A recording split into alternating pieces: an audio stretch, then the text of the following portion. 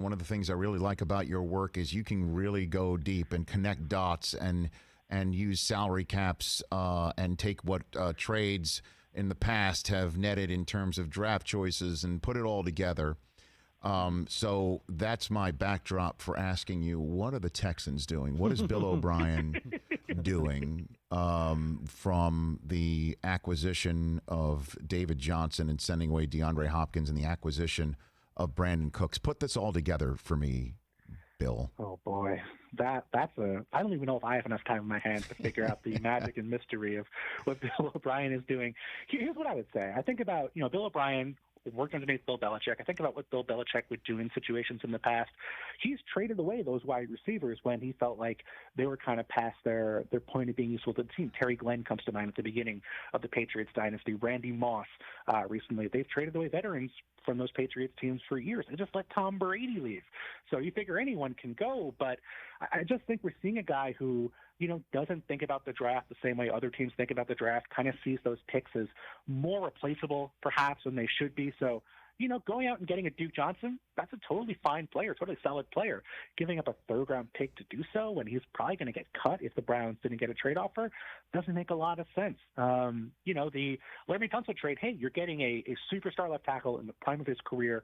That's totally fine. I understand giving up a lot of draft capital to make that happen, but you have to sign him to a contract when you do it, because otherwise he's going to have you go for a barrel. He can do whatever he wants in terms of leverage because he knows you're not going to let me go after you traded 2 first-round picks to make this deal happen. So I think we're just seeing a guy who doesn't think about things from the value perspective when it comes to making these trades and just thinks about players, which is part of the job, but that's the coaching side of the job. From the GM side of the job, you have to understand what the picks are worth, what the contract situation is, how the cap works. And I think we're seeing Bill O'Brien really struggle with that side of things when it comes to the trades he's making. Well, I mean, the letter grades you've given him for the Hopkins trade and then the Cooks trade, they get progressively worse to the point where we're seeing letters of the alphabet we usually don't see associated with grades.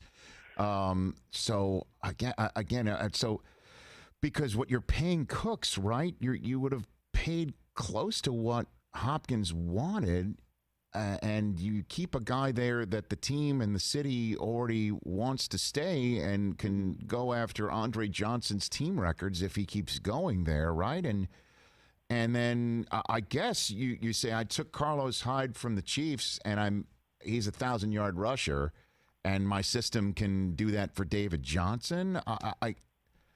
It's really just I'm scratching my head right now, Bill. You're not seeing it, but I'll just describe to you. I'm literally scratching my head. That said, though, we were wondering what the hell's he doing trading away Clowney like that, and then doing what he did with Tunsil.